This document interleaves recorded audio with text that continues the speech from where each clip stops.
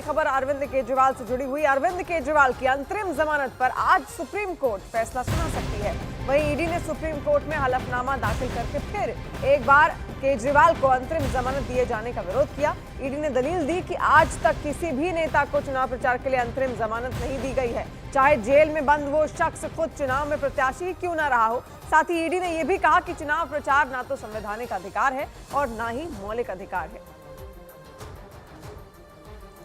तो अरविंद केजरीवाल की अंतरिम जमानत पर आज सुप्रीम कोर्ट फैसला सुना सकती है, क्योंकि कोर्ट की ओर से फैसला सुरक्षित रख लिया गया था। आज क्या कुछ होता है इस पर दिन भर नजर लगातार बनी रहेगी और ईडी ने सुप्रीम कोर्ट में हलफनामा दाखिल करके फिर एक बार केजरीवाल को अंतरिम जमानत दिए जाने का विरोध भी किया है। ईडी ने दलील दी कि आज तक किसी भी नेता को चुनाव प्रचार के लिए अंतरिम जमानत नहीं दी गई है, चाहे जेल में बंद वो शख्स खुद चुनाव में प्रत्याशी क्यों न रहा हो। और साथ ही ईडी ने यह भी कहा कि चुनाव प्रचार ना तो संवैधानिक अधिकार है और ना ही मौलिक अधिकार है। और इसी के मद्देनजर आज नजर इसी पर बात पर बनी रहेगी कि आखिर ईडी का जो फैसला होगा अरविंद केजरीवाल को लेकर, उनकी अंतरिम जमानत को लेकर क्या रहने वाला है। आज ही ये फैसला आ सकता है, इसकी उम्मीदें लगातार की जा रही हैं। इस बीच कांग्रेस नेता सैम पित्रोदा के विवादास्पद बयान के विरोध में बीजेपी के सैकड़ों कार्यकर्ता दिल्ली में सड़क पर उतर आए। कुछ रोज पहले सैम पित्रोदा ने भारत के अलग अलग हिस्सों में रहने वाले लोगों के रंग और रूप को लेकर टिप्पणी की थी। इसी बयान के विरोध में बीजेपी ने कांग्रेस के खिलाफ मोर्चा खोल दिया।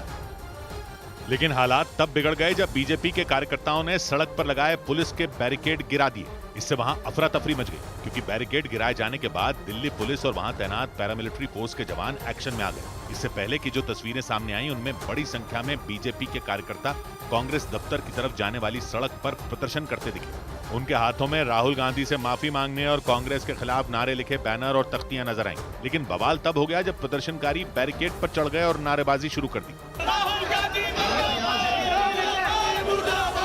खुद दिल्ली में बीजेपी के अध्यक्ष वीरेंद्र सचदेवा भी बैरिकेड पर चढ़े नजर आए, जबकि बैरिकेड के दूसरी ओर पुलिस और पैरामिलिट्री के जवान उन्हें रोकने के लिए तैनात रहे। बार बार लाउडस्पीकर से प्रदर्शन खत्म करने की अपील की गई। आपको हिदायत दी जाती है कि आप यहाँ से निकल जाएं, अन्यथा आपके खिलाफ कानूनी कार्रवाई की जाएगी। लेकिन पुलिस के लाख समझाने के बाद भी प्रदर्शनकारी शांत नहीं हुए। इसी दौरान उन लोगों ने बैरिकेड गिरा दिए। इसकी वजह से वहां हड़कंप मच गया। बाद में पुलिस ने हालात संभालने के लिए बीजेपी के कई कार्यकर्ताओं को हिरासत में लिया। पश्चिम बंगाल के संदेश खाली मामले में बीजेपी नेता शुवेंदु अधिकारी के खिलाफ टीएमसी ने चुनाव आयोग में शिकायत दर्ज करा दी। टीएमसी ने अपनी शिकायत में दावा किया कि संदेश खाली में महिलाओं के रेप के सभी आरोप मनगढ़ंत थे और राजनीतिक फायदे के लिए दबाव बनाकर टीएमसी के नेताओं को फंसाया गया था। चुनाव आयोग से शिकायत के बाद टीएमसी ने संदेश खाली मामले में बीजेपी के शुवेंदु अधिकारी को साजिशकर्ता बताया। टीएमसी ने चुनाव आयोग से शुवेंदु अधिकारी के खिलाफ एक्शन लेने की मांग की। Election commission give orders to the police to start criminal proceedings against Suvendu Adhikari। सूत्रों के मुताबिक टीएमसी ने संदेश खाली मामले में सामने आए एक स्टिंग ऑपरेशन के वीडियो को आधार बनाकर चुनाव आयोग का दरवाजा खटखटाया।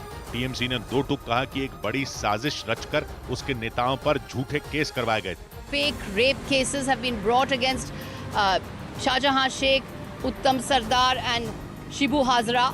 संदेश खाली में टीएमसी नेता शाहजहां शेख और उनके दो साथियों शिबू हाजरा और उत्तम सरदार पर महिलाओं का गैंगरेप और उनकी जमीन हड़पने का आरोप लगा था।